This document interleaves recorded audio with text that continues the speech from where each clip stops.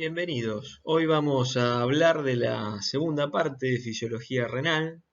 Ustedes ya en la primera vieron todo lo que corresponde a filtrado y regulación del mismo, sumado a algunos conceptos matemáticos para la evaluación de uno de los primeros procesos que deriva en la formación de la orina. Hoy vamos a ver una serie de clases, ¿sí? Va a estar separado en partes, que tratan sobre lo que resta de fisiología renal, que principalmente se va a centrar en todo lo que son los procesos tubulares y el manejo renal de distintas sustancias.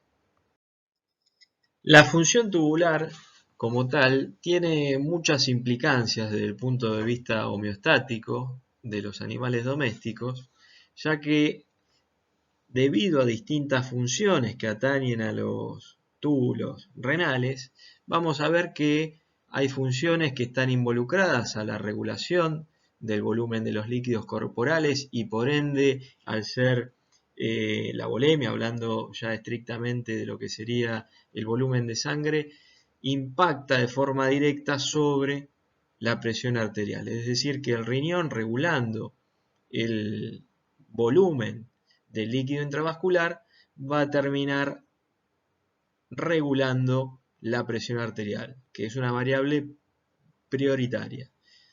Por otro lado, puede regular la osmolaridad del mismo líquido que estábamos hablando previamente. Esto lo hace a través de un aumento en la reabsorción o un aumento en la secreción de distintos iones que van a afectar esta variable que también es de vital importancia. Por otro lado, va a regular la composición plasmática, ¿sí? Esta composición plasmática va también o está relacionado con lo que hablábamos en relación a la regulación de la osmolaridad, ya que la composición de los iones que puedan ser reabsorbidos o secretados van a afectar obviamente a esos metabolitos que van a estar volviendo a la circulación sistémica. Por otro lado, y una de las funciones más conocidas de los riñones, obviamente, y de los túbulos renales, es la de excretar productos de desechos, ¿sí? Es decir, distintas sustancias que pueden ser tóxicas para el organismo van a ser depuradas por estas estructuras. Y algo que lo vemos en última posición, pero no por ello menos importante, es la regulación ácido-base, es decir, el riñón a través del manejo de las bases y de los ácidos va a poder regular esta función que es muy importante y una variable que hay que tener siempre muy tenida en cuenta, ya que el metabolismo en general del organismo es un gran generador de protones y esos protones de alguna forma tienen que ser eliminados y es por ello que el riñón y los procesos tubulares tienen un rol central a la hora de mantener el pH a nivel arterial. Las distintas funciones que van a estar implicadas en los procesos tubulares van a tener como resultado la excreción de distintas sustancias a través de la orina, ¿sí? Como ustedes ya vieron en la clase pasada, obviamente la excreción es la resultante de lo que se filtra en relación a lo que se secreta y se reabsorbe. La filtración ustedes ya la abordaron en clases anteriores, ¿sí? Nosotros hoy nos vamos a dedicar a los procesos de secreción, es decir, que las células tubulares envían distintos solutos a la luz intratubular y el proceso de reabsorción, que sería la extracción de partículas que se encuentran en la luz de los túbulos y son incorporadas por las células tubulares para luego enviarlas al medio interno. ¿Qué mecanismos moleculares van a favorecer estos procesos tanto de secreción como de reabsorción? Todos estos tipos de transporte, que muchos ya de ellos ustedes los conocen, como son procesos que no tienen gasto de energía, como es el proceso de difusión, que puede ser simple o facilitado, que muchos de ellos se dan a través de canales y facilitados por proteínas carriers, y que para que se lleven a cabo estos procesos tiene que haber un gradiente electroquímico. Luego vienen todos los transportes activos, ¿sí? Que estos transportes activos tienen un gasto energético que puede ser directamente generado por el transportador, como pueden ser las distintas bombas que podemos encontrar en una célula tubular, o un transporte activo secundario, ya que el gasto de ATP no lo estaría generando este transportador de forma directa, sino que el gasto de ATP muchas veces lo genera la bomba sodio-potasio ATPasa para generar algún tipo de gradiente. También hay transportes paracelulares, muchos de ellos son procesos de difusión, pero que responden a un gradiente electroquímico, y luego hay procesos más complejos en los cuales intervienen muchas veces proteínas del citoesqueleto de las células, que tienen que modificar su disposición molecular para crear pseudópodos para engolfar distintas sustancias, ¿sí? Dentro de la endocitosis vamos a tener la fagocitosis y la pinocitosis, por ejemplo. Y luego vamos a tener el proceso de transporte, o mejor dicho, de movimiento de agua a través de los distintos compartimentos que vamos a encontrar a nivel renal. Si nosotros tomamos como eje una célula tubular, vamos a ver que hay distintas vías de reabsorción y también de secreción de distintas sustancias. La vía más común de transporte y manejo de sustancias es la vía transcelular, es decir, de la disposición de distintos transportadores a nivel apical y obviamente a nivel vasolateral para que pueda ingresar a la sangre, a los capilares y volver a la circulación sistémica. Vamos a ver que hay toda una serie de transportadores, que los vamos a desarrollar más adelante, que se ubican, ¿sí?, en ambas caras de las células tubulares, y ellas forman parte de esta vía transcelular, que es la más común, ¿sí? La vía paracelular generalmente es una vía que está restringida principalmente para el movimiento de distintos minerales e iones, y que obviamente se tiene que dar este transporte a través de las uniones estrechas que encontramos entre célula y célula, ¿sí? Obviamente esta vía es una vía que la vamos a encontrar menos desarrollada que la vía transcelular. ¿Qué tipos de transportadores vamos a encontrar? Vamos a encontrar transportadores que generan un cotransporte, que se lo denomina cotransportadores o symporters, donde estos transportadores envían más de una sustancia, ¿sí?, más de un elemento hacia la misma dirección, ¿sí?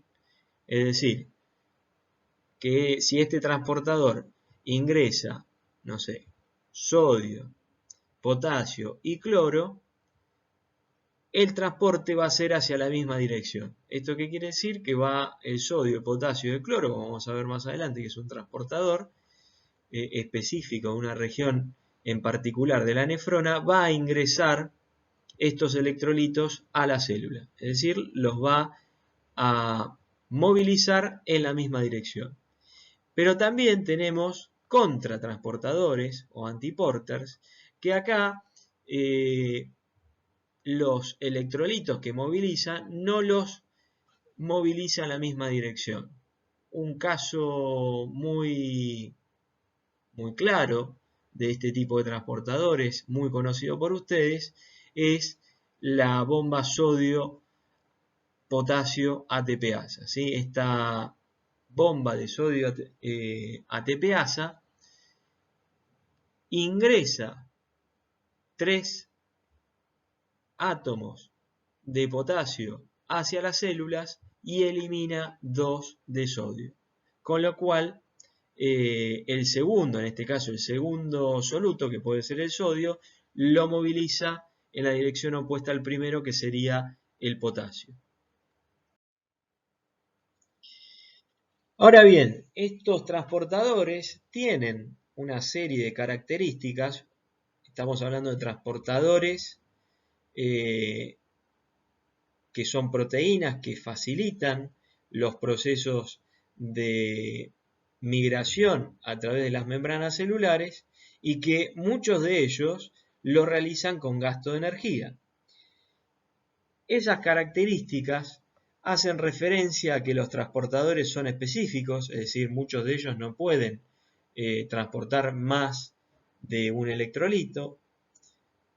Tienen ciertas características de reversibilidad, es decir, pueden ante determinadas situaciones movilizar los solutos que al principio lo hacían en un sentido, luego realizarlos en otro sentido. Pueden competir con otros transportadores por un mismo soluto.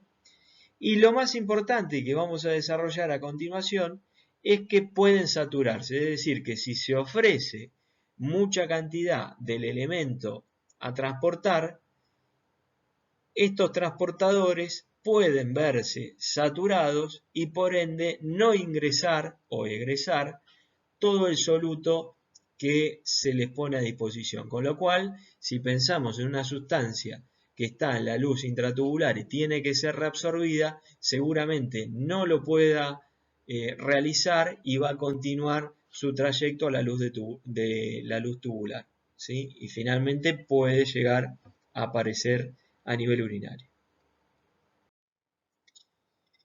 De lo que hablábamos previamente, que hacía referencia a la saturación que tienen los transportadores de tipo activo, es decir, que consumen principalmente energía, vemos que se desprende un concepto que es el concepto de transporte máximo. El transporte máximo, si lo tuviésemos que definir, es la cantidad máxima de una sustancia que se transporta a través de las células tubulares mediante un mecanismo activo, ¿sí? Es decir, con gasto energético. Este transporte máximo se va a alcanzar cuando todos, ¿sí? Y está resaltado y subrayado, cuando todos los transportadores están saturados, ¿sí? Y obviamente, como el transporte activo de sustancias puede ser para ingresar una sustancia desde la luz tubular hacia una célula tubular, va a haber un transporte máximo de reabsorción. Y si hablamos de una sustancia que está siendo secretada por algún tipo de mecanismo de transporte activo, también va a haber un transporte máximo de secreción, ¿sí? Nosotros vamos a centrarnos principalmente en el transporte máximo de reabsorción, pero sepan que hay un transporte máximo de secreción y uno de los ejemplos más conocidos de transporte máximo de secreción es el de una sustancia que ustedes vieron cuando evaluaron el clearance para la determinación del flujo plasmático renal, ¿sí? Que si ustedes recuerdan, el flujo plasmático renal ustedes lo podían calcular realizando el clearance del ácido paraminohipúrico, ¿sí? Que el ácido paraminohipúrico, una de las cualidades que tenía era que era filtrado y a su vez secretado en su totalidad. Ese proceso de secreción es un proceso de secreción activo, con lo cual los transportadores del ácido paraminohipúrico pueden verse saturados y al verse saturados todos estaríamos en el transporte máximo del ácido paraminohipúrico. Pero como les había mencionado previamente, nosotros, por la implicancia fisiológica de la reabsorción de distintas sustancias, como puede ser la glucosa, nos vamos a centrar en el transporte máximo de procesos de reabsorción.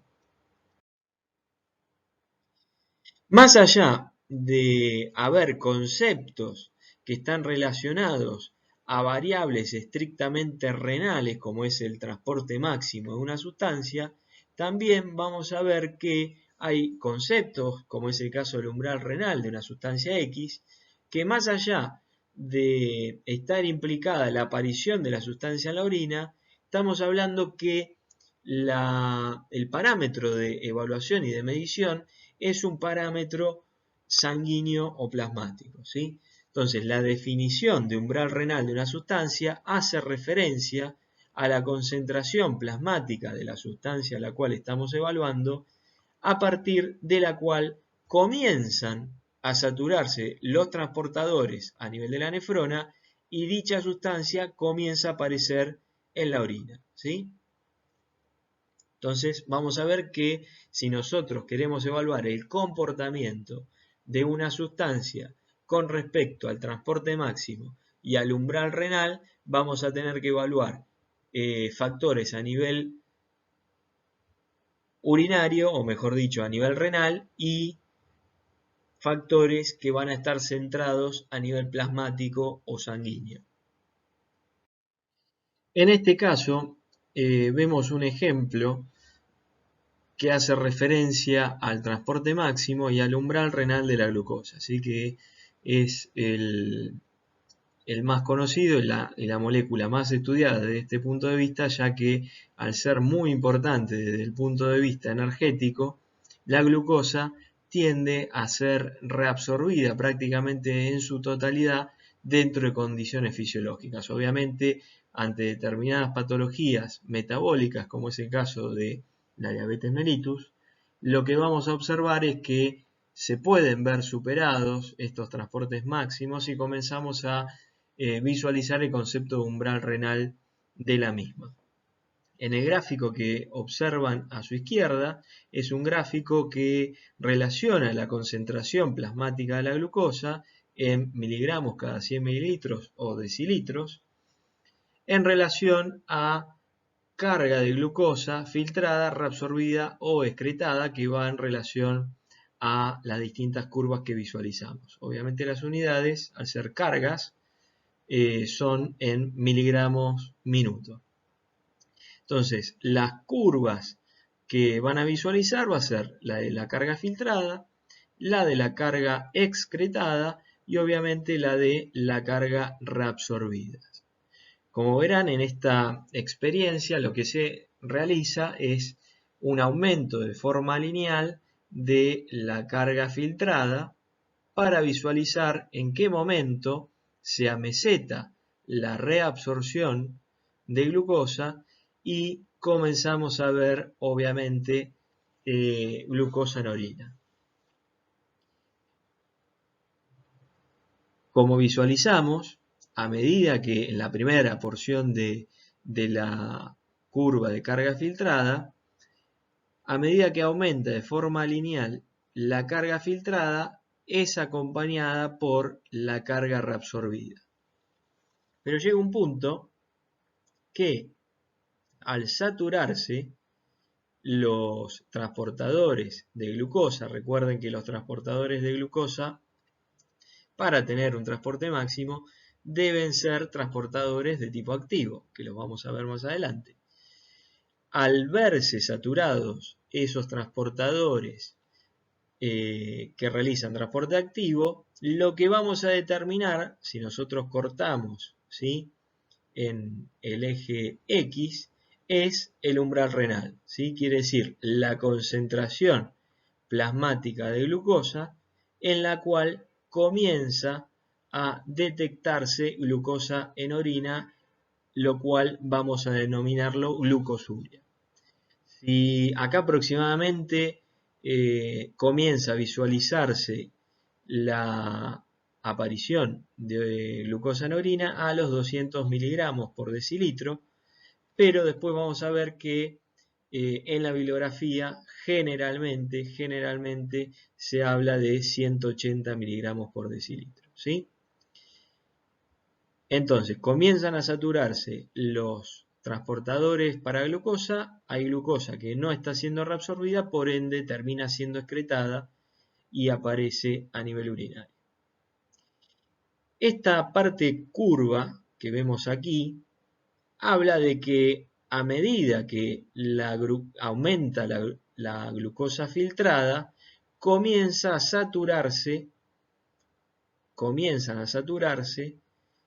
cada vez más transportadores hasta que se llega a lo que denominamos transporte máximo, que es cuando se saturan la totalidad, es decir, todos los transportadores de glucosa, ¿sí? Ese transporte máximo, si nosotros cortamos aquí en el eje de las ordenadas, vamos a ver que hace referencia a 375 miligramos de glucosa por minuto que se filtra o se reabsorbe, ¿sí? Podemos hablar de 375 miligramos minuto de carga filtrada de glucosa o de carga reabsorbida de glucosa, ¿sí? Hay algunos libros que hablan de una, hay otros que hablan de otra, pero para los fines prácticos sería lo mismo. Lo que observamos acá, que sería entre que comienzan a saturarse los transportadores y se saturan el 100% de los transportadores, es lo que denominamos bisel. Y este bisel lo que hace referencia es que no todas las nefronas se van a saturar al mismo tiempo, ¿sí? Con lo cual, entre que se satura el primer transportador de una nefrona y se saturan todos los transportadores de todas las nefronas, va a pasar cierta cantidad de tiempo, ¿sí? A este evento, ¿sí? A esta porción de la curva de carga reabsorbida lo denominamos bisel, ¿sí? Entonces, nuevamente, para que quede claro, umbral renal de la glucosa van a ser 180 miligramos por decilitro de glucosa, que quiere decir la concentración plasmática de glucosa a la cual comienza a aparecer en orina, ¿sí? Fíjense que comienza a aparecer en orina, quiere decir que comienza a haber carga excretada, ¿sí? Que va a aparecer glucosa a nivel urinario, por ende puedo evaluar la carga excretada. Y el transporte máximo va a ser cuando se saturen el 100% de los transportadores para la glucosa, y eso se da cuando la carga filtrada o reabsorbida de glucosa alcanza los 375 miligramos minuto. Si no hay ninguna duda hasta este momento, vamos a seguir con la segunda parte de Fisiología Renal 2, donde vamos a comenzar a hablar de lo que va a suceder con distintos solutos a lo largo de los distintos segmentos de la nefrona. La seguimos en un ratito.